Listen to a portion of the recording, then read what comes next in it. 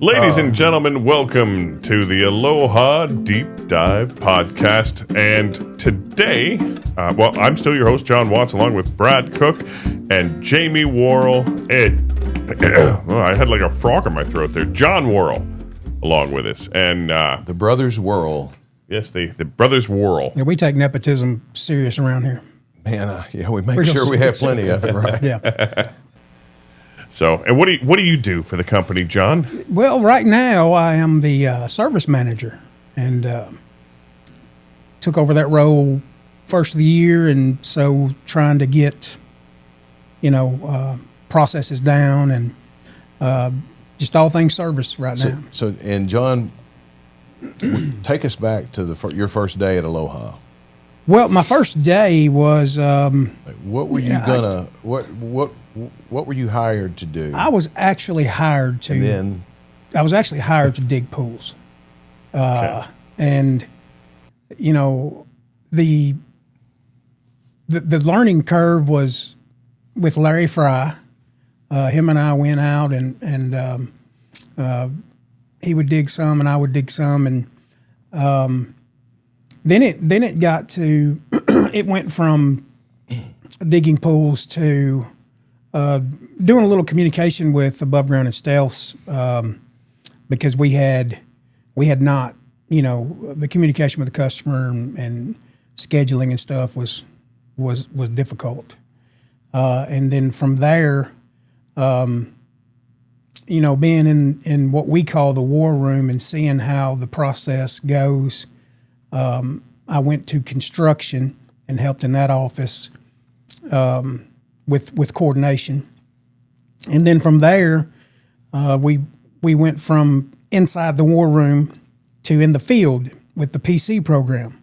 Myself and Chaco were the first PCs. Project coordinator. Yeah, project coordinator, and I was west of the Mississippi, and Chaco was east of the Mississippi, and we had for a small time there we had a PC up in the St. Louis area, which is a whole animal in itself. But this past season, it was just him and I on opposite sides of the river. And so coordinating all the builds and customer communication and then toward the end of this last season, I guess it was right around Christmas, is when Brittany, took the teaching job. And so from, the last part of the December month, and then this month, just trying to get the service department, where we can be functional under new management, because everybody has a different management style. So let's step back a few years prior to this. Like, other than being Jamie's brother and Jamie recruiting you to come to work here, what qualified you? Like, what did you do? Tell us. This is John Worrell's life here. What all did you do? Get out of school, your first job, work your way on up here, and not Baptist preacher style, which John actually might touch on that as he walks through this. But tell us about kind of what led you up to here. Well, our Jamie and our paths are completely different. His is more art and musical, and he was, for lack of a better term, you never had a real job, I don't think, did you? Like physical job? I thought this was supposed to be about you. I'm sorry. I had about 4. Yeah. But it's not my turn. Yeah. So, I went to college and got a degree in public Christian education, and basically it's a public relations side of Christian education. It's a PR is what it is, and leadership, and got done with my degree and started full-time ministry, and then realizing that ministry was difficult in a lot of ways. So I went bivocational, which is basically you not only do you hold a ministry position, you also do something in the workforce. And so I always have had that, I have been stricken with some of the worst jobs. Have you see the show Dirty Jobs? Yeah. Loved it. I lived it. I worked at Barker Brothers for a year and a half. Local waste local garbage. management. Yeah. Worked at the tankage plant, which is used to be Griffin. I'm not sure what they call it now. Yeah. Anybody that lives near Union City knows exactly what that is. Yeah, they may not know what it is, but when they drive by, They smell it. They smell it. Yeah, that's for sure. And then, for a local municipality, I worked in a sewer crew and put in sewer lines and. So lots of things that your jobs just stank. It just, man, I'm telling you, it was. So you fit right in when you got here. Well, Oh my it's funny when we hit a sewer line or something, there's panic, but I'm like, hey, it's all right. We can handle this. So just but anywhere I went, I was able to work up into management.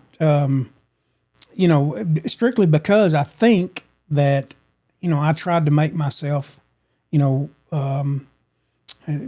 just irreplaceable,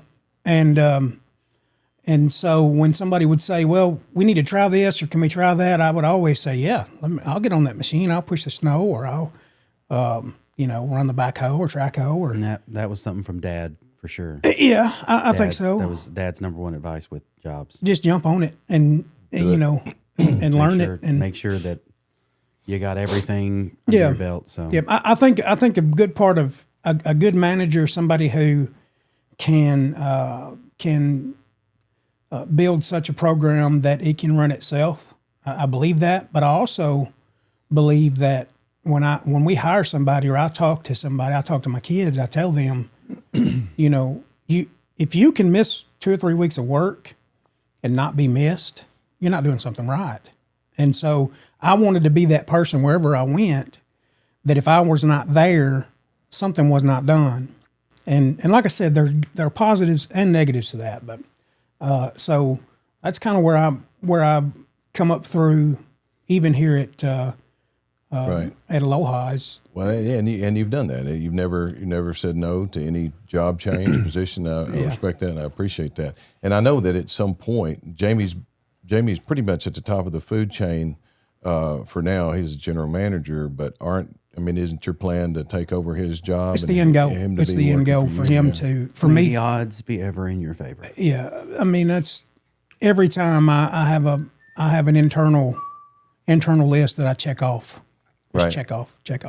So yeah, service department is something that we have our leadership meetings, and last year we were at our local library. Good story. And we were all, as far as the leadership and departments, we were all talking about whose job would you like to try? Would you like to try? Yeah, you think you could do? It was whose job around the table would you want to do, and whose job would you quit if you had to do? Yeah. That was the and everybody said if they had Brittany's job they would quit, which is service manager. Right. And I was like, you know what? I'd like to give it a shot now. It's probably good. I may.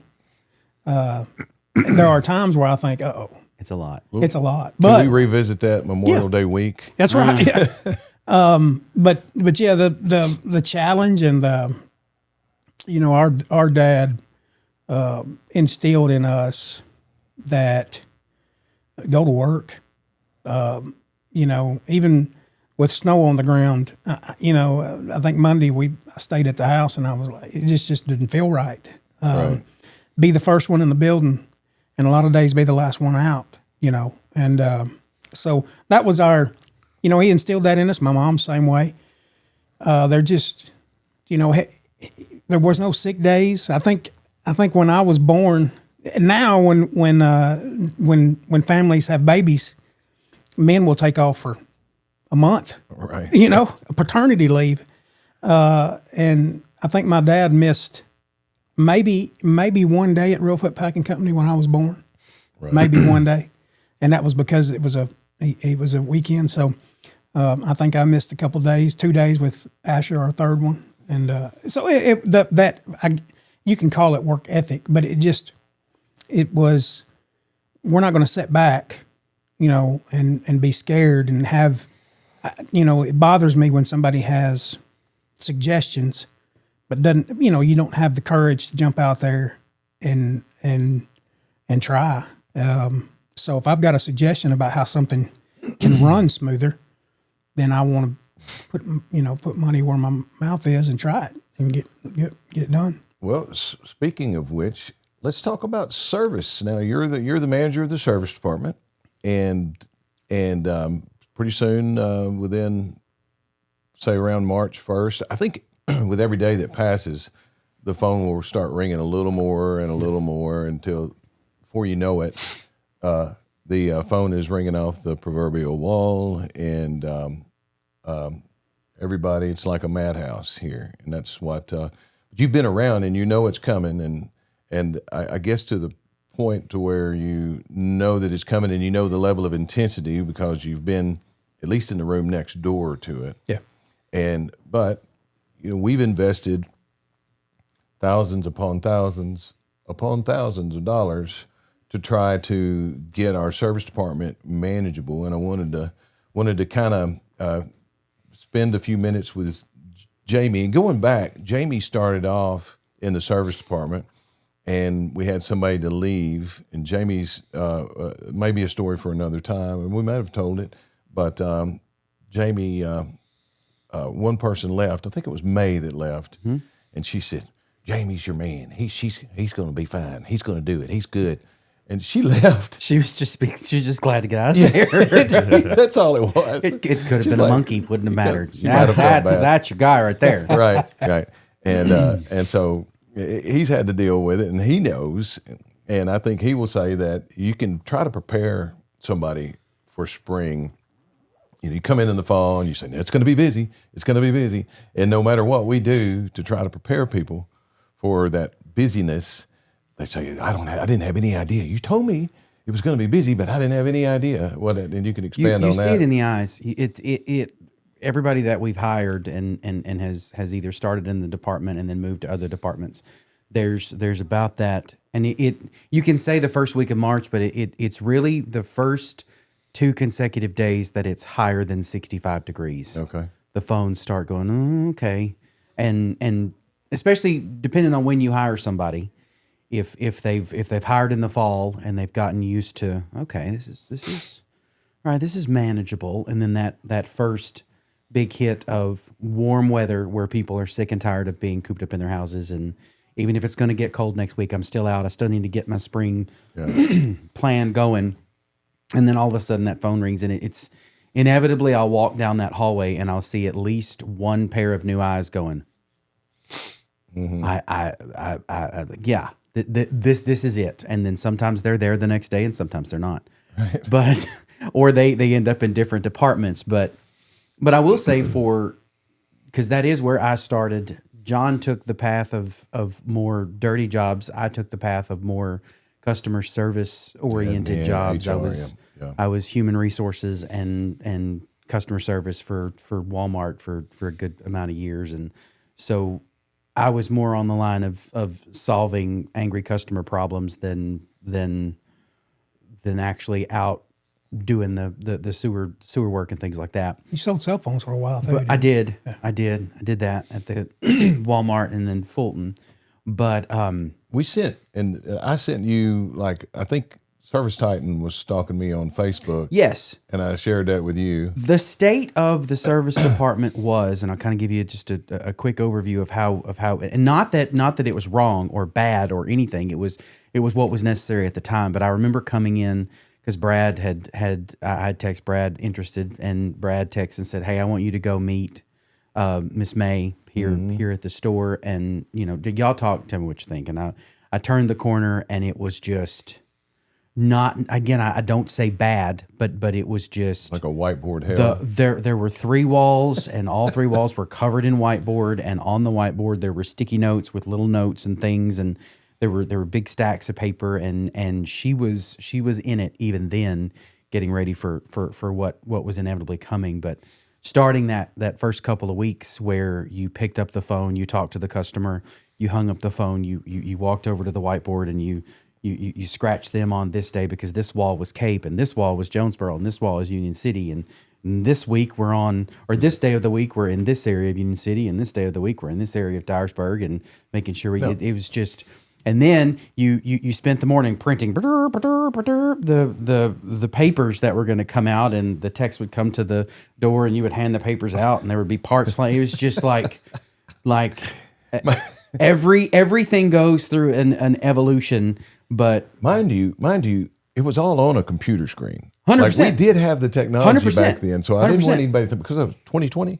What you're talking about? Yeah. So I don't want anybody that sees this He's to think describing that the Middle Ages. It sounds like the 80s. So in the Dark Ages, It's- we were just using the technological brains. yeah. And love everybody that was there at the time. Still do love because them, it worked for what it was. and we would, and I didn't know how to teach people how to do that. So there was no system that brought people in and said, "Here's the system, use it." So we still had happy customers. I mean, it wasn't like, and we've even grown that, but all the way down to using cell phones and taking pictures. When you wanted to send an invoice, you took a picture of the computer screen and you sent it to customers on a text thread. And all these people, and that was technology. And then you had 2 or 3 phones that swam around. That it was like, okay, this has a conversation service from text phone. Oh, it was Right. an absolute for me. It was an absolute skin crawling nightmare. We made it work, but the farther along you got, the more you realized, as many pools as we're building, this particular structure can't be sustainable.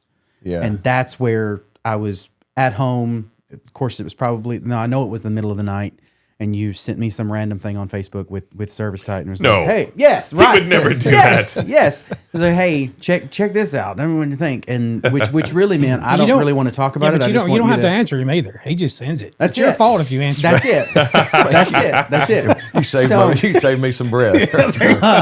So you sent me that, and I kind of started the conversation with folks, and basically it was I remember the day because it was April Fool's, but April 1st of 21, we moved over into embracing some technology. Yeah. And it's still, even to this day, a little, you have, Brad and I were even talking about this last night. I wish we could have snapshots of where we have been over the last 4 years, because Yeah. if we could jump in a time machine and take us back to that I literally started the week before the pandemic shut down. Like I remember sitting in where Chemo's office is right now, having my phone there and watching them make the big announcement that, hey, here's what's going to happen. It's only going to be 2 weeks. Here's what's going to happen. We were like, oh crap, how do we figure this out? And now we can't go into customer yards without this happening. And there was just, all of a sudden there were just rules in the making. And so on top of all of that, you had this big shift on how you dealt with customers anyways. And so it was the right move to move into something like Service Titan, and even now, because Service Titan, we actually have the ability now to it maps a little better. It communicates with customers. It makes it easier for you to manage your day and manage communication. Yeah, sorry to step in, but I was just going to say, remember when we were talking about that text phone that was floating around in the office? Somebody goes to lunch, say, "Hey, take the text phone in case somebody texts." And so now that's that's gone. Yeah. Yes, it's all right there in Service Titan. But and you can still text. Text a number, and we encourage it because it's easier to manage. But yes, you can text into our service department now, and it attaches straight to the jobs. If you call us, we can see everything we've done right there on the screen with you on the phone. It automatically attaches to your file and brings it up. We were here 2 weeks ago and we're doing this, so it gives the call takers the ability to see and be able to kind of answer the questions I better. have never answered one service call, but give me a scenario. I call into the service, or John Watts calls into the service office. Hi, I need help with my pool. Well, fair enough. This is John Watts. Come out to my pool, please. And then It's we broken. immediately hang up because we think it's spam caller. That's not real. Click. But if they are a customer that's in our system, we'll say that because we have to qualify that first, right? Right. because you have to get entered to the system. Then what happens? What happens on the screen? So as soon as all of the screens are, you can do a lot of things in it, but day to day, someone like Kristen in our service department, her main screen is the booking screen, and that's where all the phone calls comes in. So as soon as John Watch picks up the phone and calls, a green bubble pops up and basically says, "This is John Watts. This is his number." And as soon as you click that call bubble, it will connect the call to the phone system, and then you're talking to them. But as soon as you click the call bubble, it automatically opens up to let you know, okay, this is John Watts. This is the location he's attached to, and we opened them last week. We opened them last year. So we his went entire for a diagnostic. file It's you can pops click up his entire the history. top of the screen has each job you've done at that location. So when a customer gets to a live person, Yes. and sometimes Yes. in the middle of the season, it's finally. Yes. So we don't have to scratch around and dig around in paper files. Nope. And not only that, whiteboards but and- a little deeper. If John Watts sold his house to Tess, and Tess called in and said, "Okay, I've bought," or John called us and said, "I've sold the house," or Tess called it, "I bought this house. Here's the address," and we change everything over to Tess's name. Those same jobs we did for John Watts will Pool stays pull with you. because it's attached to that house the and pool, location. right, to the location. So basically, it's here's the equipment that's on that pool. Here's everything we did, regardless of who the owner was. So selling, transferring, all that stays. Do you in there. also have notes on there that says John Watts is a problem customer? I would for you.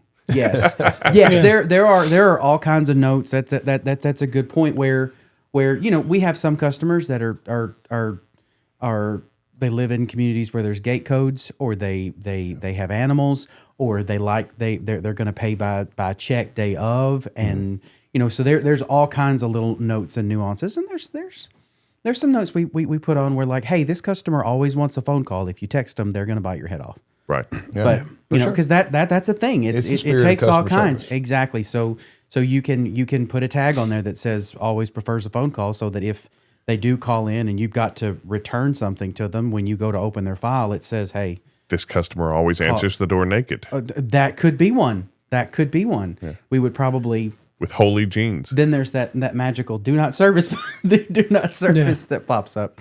But yeah, that's it goes all the way through invoicing. So I mean everything that the technician gets to the shops in the morning, they open they can do it on their phone, or they can do it on an iPad and see, this is what we're doing today, this is where we're going, this is what we need. And then they tap a couple buttons and it automatically sends a notification out to the customer saying, hey, your technician Jake is on his way, and it gives a little profile of who Jake is and what Jake looks like, so that nothing random is popping up. You got an idea. Yeah, I've pushed back a little, not pushed back, but I'm struggling with the complete AI version of complete technical version of construction and service. But I know that we've got to keep up. Mm-hmm. Like no matter how much but I still want even the listeners to know that you're not serviced by a computer. That we can still, Right. We still have phone calls and we still talk, and Absolutely. I get in trouble all the time. I've got my cell phone, and the service chat goes to my cell phone, just as text messages. Alerts, yeah. Yeah, and I treat it like I do answering my wife, and I don't know if she'll ever watch this. She may, but so when she texts me something and I'd see that it's not like extremely serious, I won't stop what I'm doing. I will take a mental note, get back to it, but I'm not going to stop what I'm doing. But if she texts something that I know we need to do something here. And you're speaking after hours. After hours, yeah. After hours. Yeah. That's right. So if I see something, hey, the thing about being in the field for a couple of years and seeing customers go through the pool build stage, the first thing, they're overwhelmed. I don't think you can mentally prepare them as much as you would like to for the storm that is going to take over their yards right. and their neighborhoods. So, and then you add on that they feel like it's a rocket ship that little thing they do, they can break something. So it's overwhelming. It's, you can do And pool schools. everything that happens to their pool is catastrophic. Yeah, everything. That's Everything right. is going to result in So millions of it's dollars almost- and a terrible, terrible, awful So things. when I used to do pool Fairness. schools, and I'd be walking away, and and Mr. or Miss Customer would say, "So wait, what are you going to come back, or What And I always tell them, look, all you've got to do is call, or we'll make sure that you're taken care of. But I just didn't, I don't ever want any, because some people love that. They love. I don't want to talk to you. I just want to message you. Yeah. I was going to bring that up. I just want to message you. And then, but some people, you talk to Granddad, and he's like, well, don't text me this. I just don't think that's good customer service. But 8 out of 10 people say, just shoot me a text. Yeah. And a lot of You got people to that way. strike that balance. But and I respect the whole you're not talking to computers here, and that's definitely an option to not talk to computers. But this AI, AI in Service Titan is not going away, and AI is not going away. And the great thing about what we've got going on is we're embracing it to an extent, but at some point that customer, I don't know, there's a lot to unpack with this, because I know that we're about to turn on a function that will allow for AI to handle simple calls like I want need to my pool open my open. pool. I need to close my pool. Sure, it can see the open slots on the schedule, and it can see that the job type takes this skill, and it can see it has available technicians, so it can go ahead and do that. But hey, I've got a leak. It won't touch that, because there's going to be some Right. trial and error with that, so to speak. But I think about this. This is maybe a little more philosophical, or a sign of the times. But not knowing how good it is, if Granddad is going to know that he's talking to, because Chad was telling me that he was on a conversation with somebody for It's getting 8 so minutes good. the other day. It's getting better and better. He didn't So know it, he good. didn't know that it was AI until some sort of little glitch happened in whatever they said. And so I'd rather our AI bot sound like a computer, to be Right. blatantly obvious to our Right. customers, because I do not want that Yeah. to happen. And most but of our it's AI guy is going to customer be service, though. exactly. I mean, it's- Most of our AI guy is going to be after hours, because really what it's going to help us try to eliminate is the thing that most customers don't love, and that's leaving a voicemail. Because that AI guy is always going to be able to take a call whenever. And overnight, if you wanted to book a pool appointment for opening, it can do that without touching anything. Or if you really need to talk to somebody, it's going to let you know, hey, we don't have anybody that our store opens at, our service department opens at 9. I'm going to put this note right here in a follow-up tab, and they're going to start there. and There's they'll no get back. doubt. It's- That kind of amazing thing. for that. So there's no I've got to come in now and listen to voicemails and try to get back with those people, because in the spring and summer, the voicemails can get to the point where you can spend half your day listening to calls that came in when you were closed. Yeah. In the meantime, calls are still coming in now, and so it's tripping over yourself to get do you all the think- answers. Do you think customers expect us to be here 24/7, or will they accept the AI? I think it goes back to in earlier podcast people I will talked try. about the thing about it is what you were just talking about.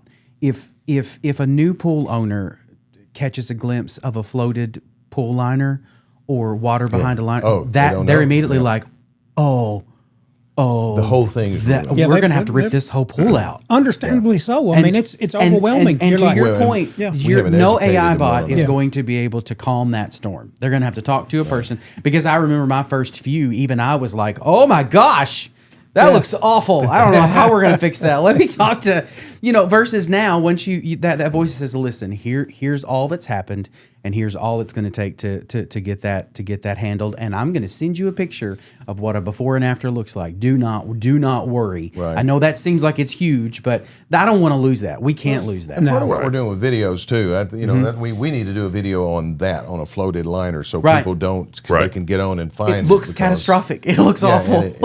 there's still it's not nothing. that big. There's nothing more rewarding than last week. I was talking to a customer somewhere around Poplar Bluff, and and he, he'd panicked a little bit because of the storms coming in and the temperatures, and it wasn't, the pool just wasn't performing like he thought it should, and so I called him and we were talking, and like I said, by being in the field for a couple of years, I was able to picture, picture what he's got going on.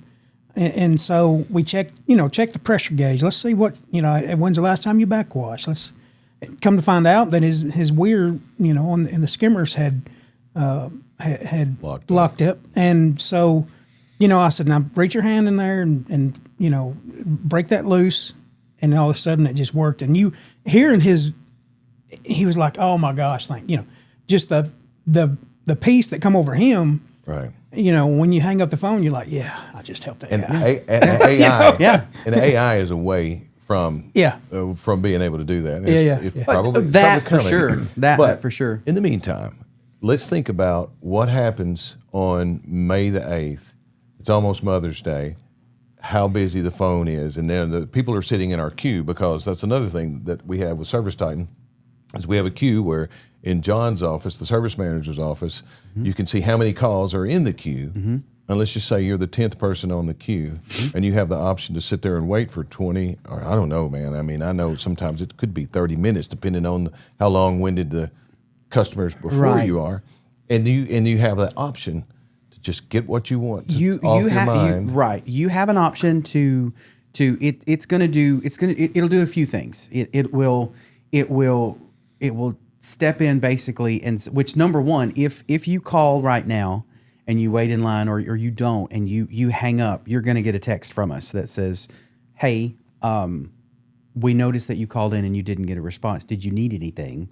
Or if you needed anything, it's just they're going to say, a message. no, I just called to see how you guys. I just called to tell you how my pool. Sorry, we couldn't get to great. you. And then, but then when they text that a response, it comes through that same texting platform inside Service Titan, and it'll put a banner over it that says, hey, this was somebody that hung up or they didn't get connected. They also have the option to be called back, where it's like, hey, you press 2, and then we're going to hang up the phone, and then once the traffic slows, it's going to start and calling people back. So then Kristen's phone rings, and it was somebody who was put on that just wait a minute line, and then it automatically picks back up. Or overflow will go back to that AI person that's like, hey, what did you need? Did you need a pool opening or a closing? If they hear that, then they can book that. If not, they put it back in that follow-up tab. So there's going to be a whole lot happening that hopefully makes it a little more seamless on the customer side, because it's either going to text you and say, hey, you can text us what you needed. It's going to say, hey, you can wait in line digitally and you can go about your business, and we're going to call you back. Or just schedule your call with the AI if it's an opening or closing, or have them put us on a follow-up and we'll call you back later. And this is Service Titan specific, but a little bit off the subject. One of my favorite features, and I can honestly say, I don't know that I've ever truly used it, because I'm just not that guy that needs to watch my service technician come to make his way to the house. But you may not know this, but tell us about dispatching and how. Well, once someone dispatches, they get a message that has the person's picture that's coming to your house and a little bit about them.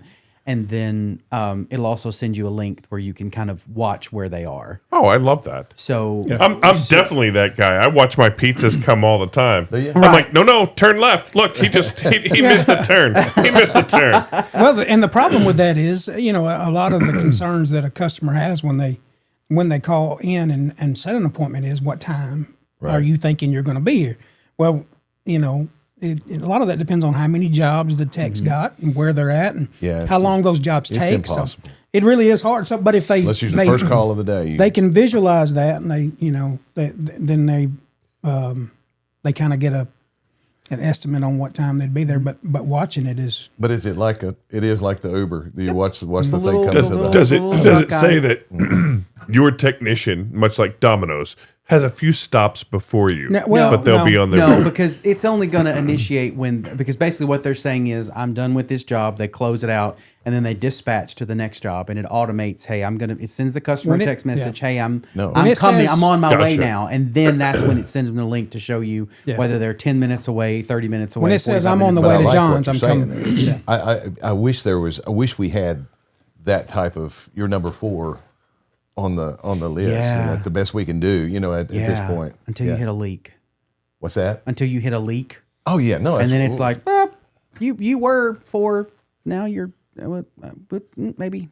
Because that's something else that's they get bumped to the next day.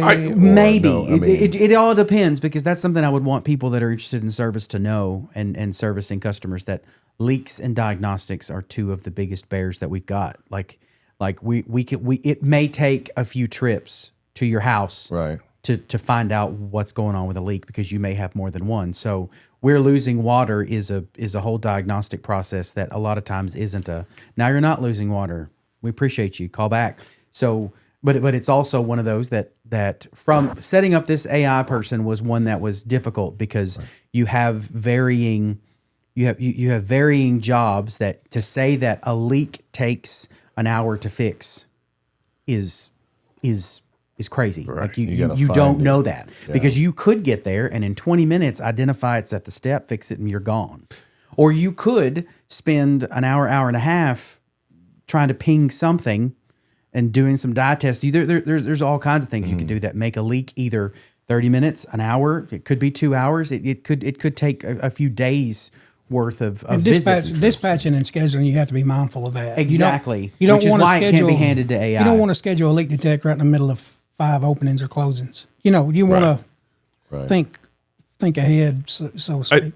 I think most customers or most people, most reasonable people anyway, should view this maybe as an ER.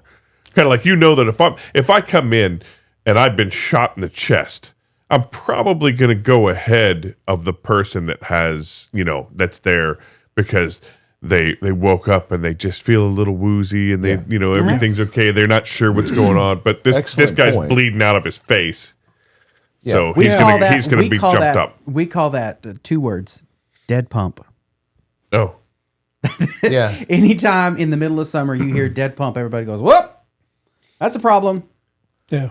Yeah, it is because that's if we've got a drip, and that's my famous saying is if you've got a nuisance leak at your filter pad, we'll get to that. But if it's totally going to get pushed if somebody's got a dead pump because within a couple of days in the summer you're going to lose water clarity and the pool will be unswimmable, and then the recovery of the water is going to cost a little bit of time and a little bit of money, and in some cases, it could be more than a little bit of money. Depending So That's the emergency is dead pump. Very And good 2, the magic question during those tough times is, are you swimming? right. Are you swimming? And it's Right. not a disrespectful question. It's just saying, we want to keep the folks that aren't swimming. We want to get them back to swimming. That's the goal is to trust. So a leak on the equipment pad that's a drip is going to be a different priority than someone who's not running at all. So if you're listening at home, the way to jump the line is to say dead pump. So I've got a gonna dead ask for pump. proof. that's a good We're gonna have thousands of dead pumps this time. Oh no, I forgot to say. It's not a dead it's pump. fine. It's just a drip right It's there. this That's it. drip. That's it. That's it. You helped them crack the code now. And that's the thing is it's funny as the time that I've spent in and around the office, you can basically pin it to months and sections on the calendar. Some fun times. It's fun. The service office is fun when people start calling to get openings done because you feel like you're, Busy day. We close this many pools or we open this many pools and these people are doing this and this. So from about, like you said, it's probably mid-March, late March, certainly early April, people start banging down the doors to get their openings, which you should do that in the fall.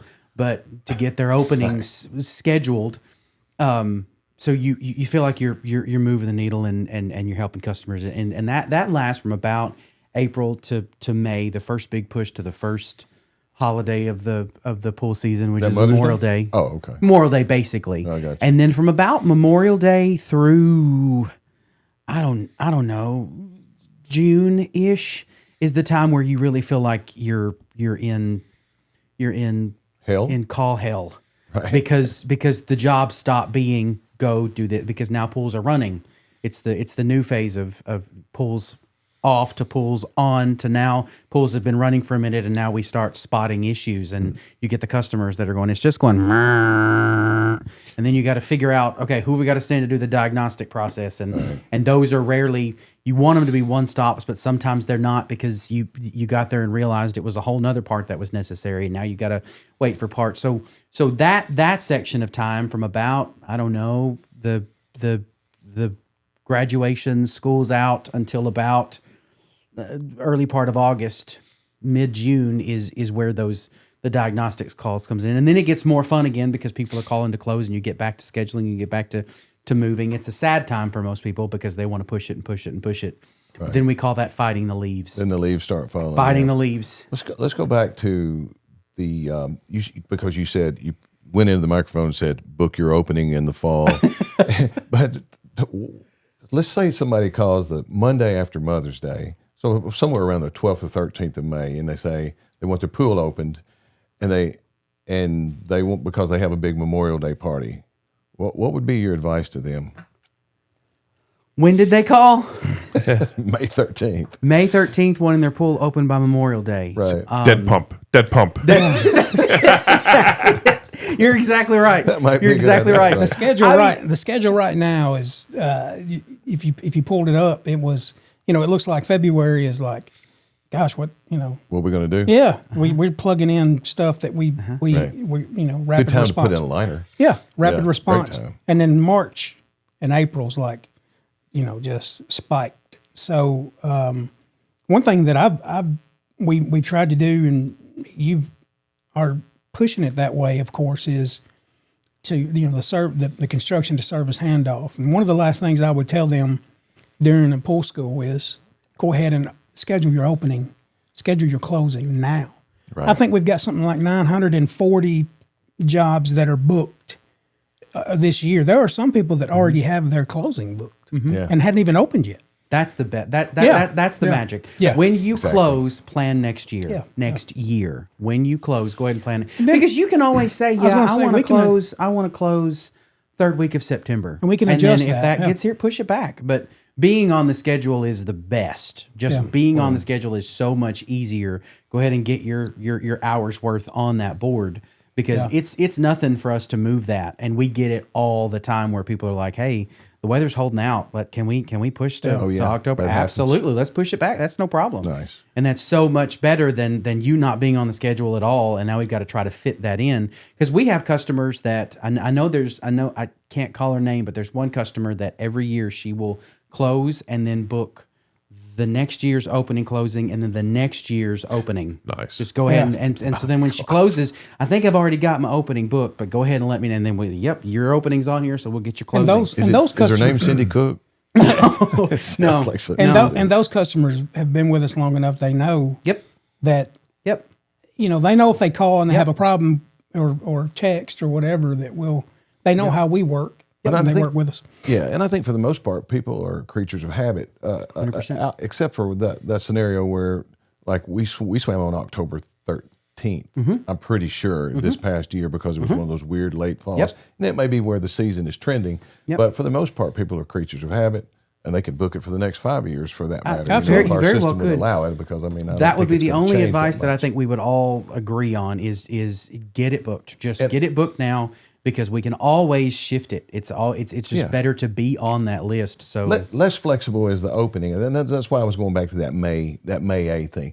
It's hard. Oh yeah, it's hard for somebody to call, and people will get mad. They say, like, that some people will get almost irate that we don't have a spot before Memorial Day weekend on May 8th. And we're really kind of booked at that point. Yeah, So and that's why there's Valentine's Day stuff hanging out at the end of December. Right. But because that it's not about when you need it, because you got to Right.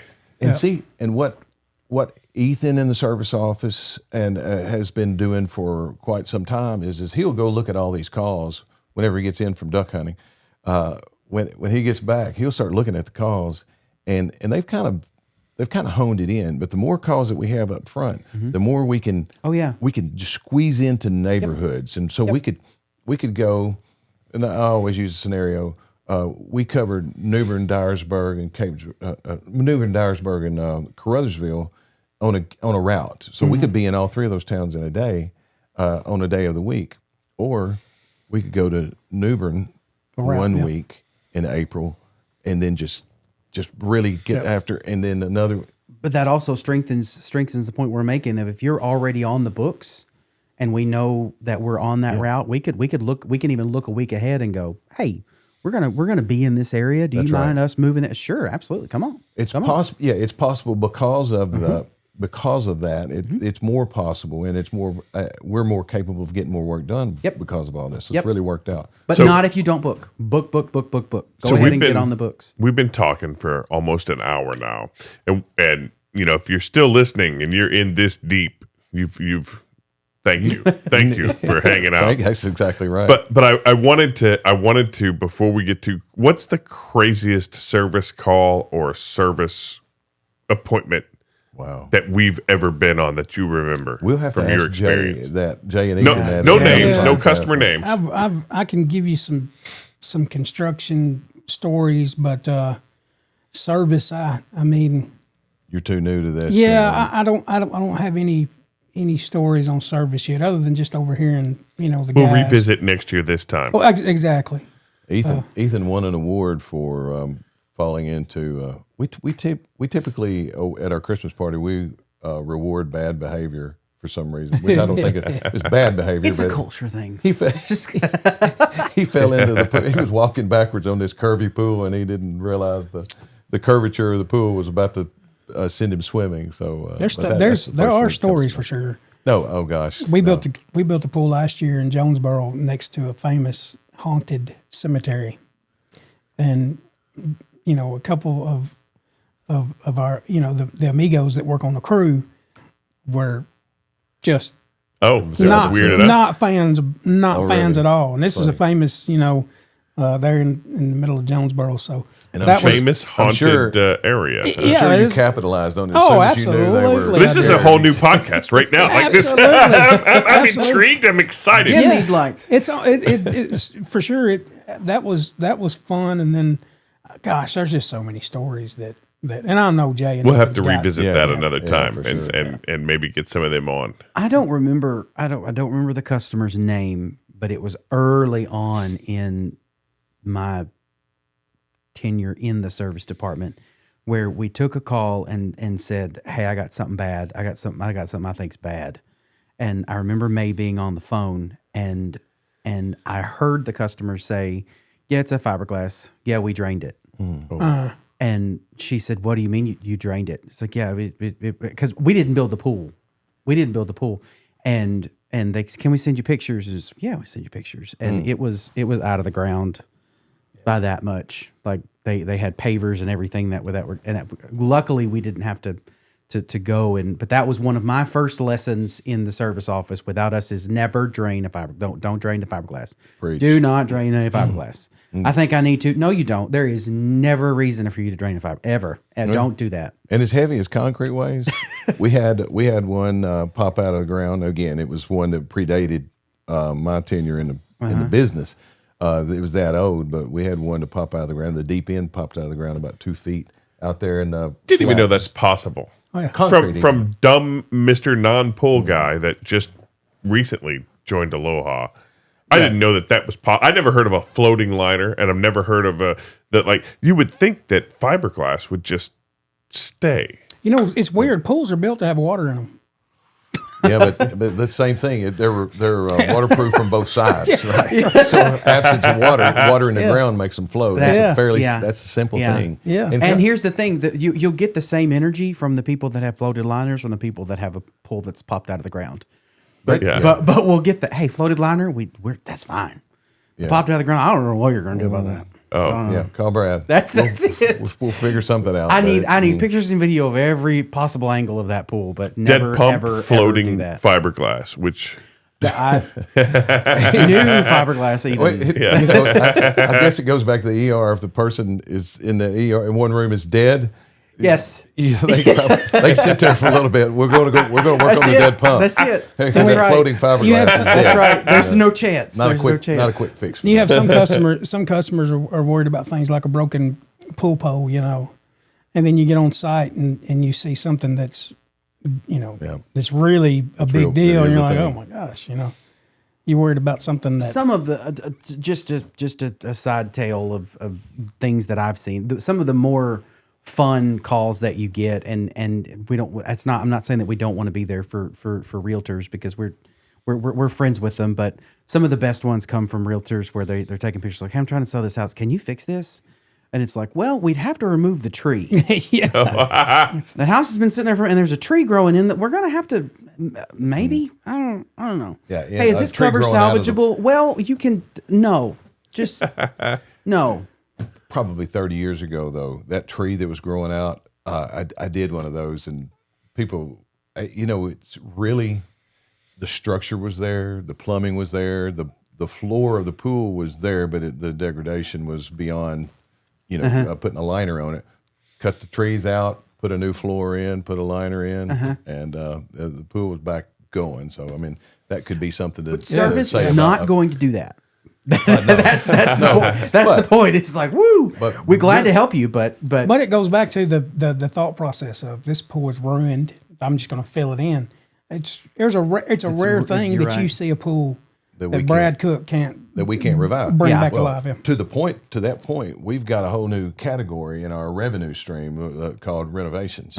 So yeah, I mean, we've got in-ground pools, above-ground pools, semis, hot tubs, saunas, chill tubs. Yep. Renovation. Yep. And renovation's a good number. I mean, renovation we consider and a that real goes category even at if this your point. pool is even if your pool is great, but you want to look at But it- adding a yeah. feature It or happens adding. too. There was two last year, and I don't know if you remember, but people from out of state were buying a house, but it was only contingent on what we could do with the pool if we Right. can fix the pool. So Right. it's a Yeah, you could make It's a a reel. market. You can make a reel out of this as well. And also, we did a renovation podcast with Larry Essery. Beach entry. I'm sorry. He wanted beach entry. That you added beach entry to that one, right? We did it. We did do a beach entry one. Yeah, we talked about a lot of different things, but yeah, and Larry renovated his pool, so he's pretty passionate about renovations. He sold 3 or 4 recently, and I know we've got one coming up here that he just put on the board a few days ago. So That's a big one category. example of a refurb that I saw even from this seat that was like I knew we could do it, but that looks good. Going from a pool with steps to the whole side now as a beach entry, and it The before It's like and you would afters never know. are really, you know, Yeah. are kind of You would- showstoppers. Yeah, for sure. because that's something else I think people think. It's like, well, I've got concrete, I've got it all set up. A fountain might be nice, but that's just not something we can do here. Yeah. I'll bet you we could. Oh yeah, for sure. Yeah, we can do anything.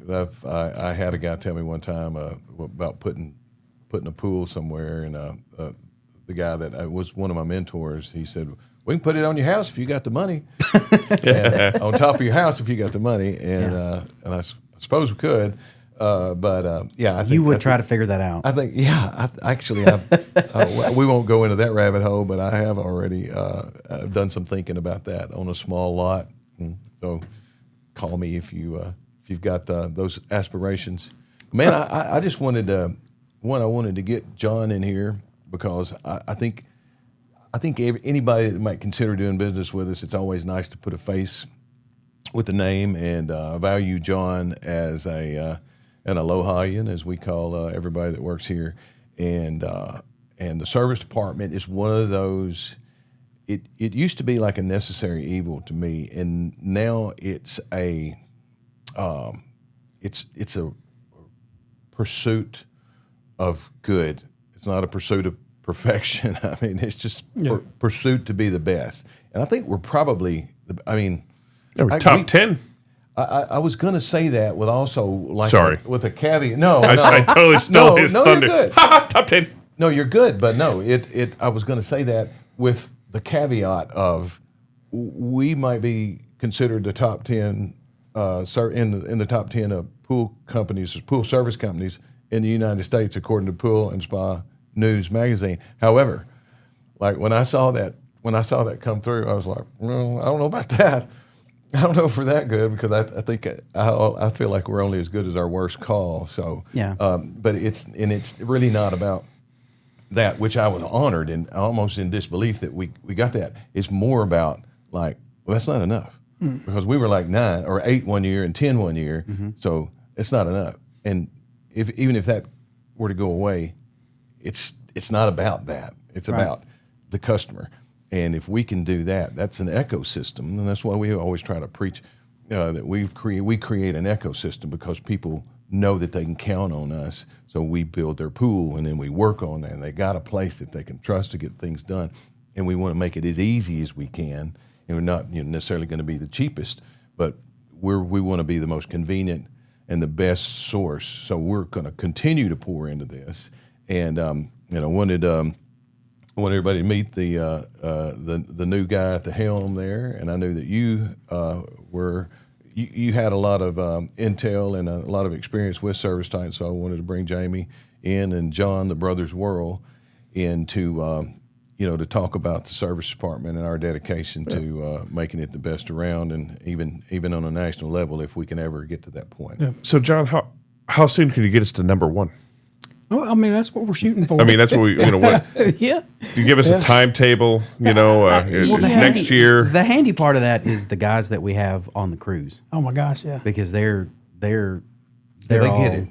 They all get it. They all 100% get it, and they're all really good at their craft. And they, I was partial understand to the that. construction, of course, because I lived in it for a couple of years, and the guys that we have in construction were, man, they're dedicated. And, Well, they are. And then I get over to the service department, and I'm like, they're dedicated. I mean, it's unbelievable there.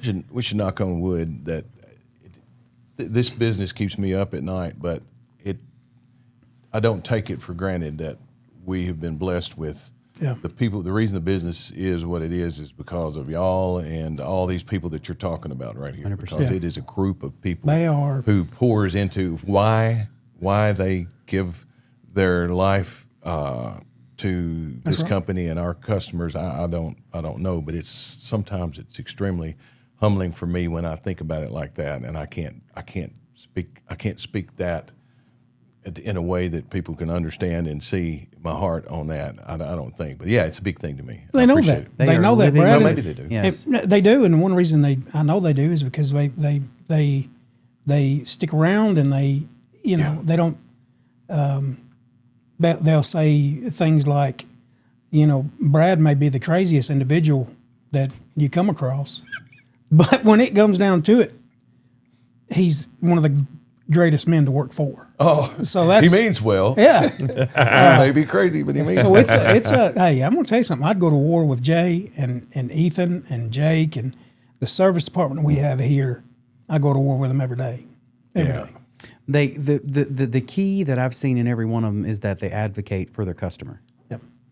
In just about every angle, whether it's parts, whether it's openings, closings, it doesn't matter. They'll advocate for their customer most 100% of the time. So. Yep. That's what it's all about. It's huge. They're the people we work for. Yep. I'm going to advocate for the listener right now. Oh, please do. And say we appreciate you guys coming on to the Deep Dive Podcast. We're going to wrap things up, and we hope you join us next year. Subscribe, leave comments below if there's something that you want to know about, you want us to cover, you want to learn more about Aloha. Let us know. You can comment on our content. We're always paying attention. Brad will text you back at 3 a.m. And be like, thanks for commenting. So anyway, thank you so much, and dive safely. That's it.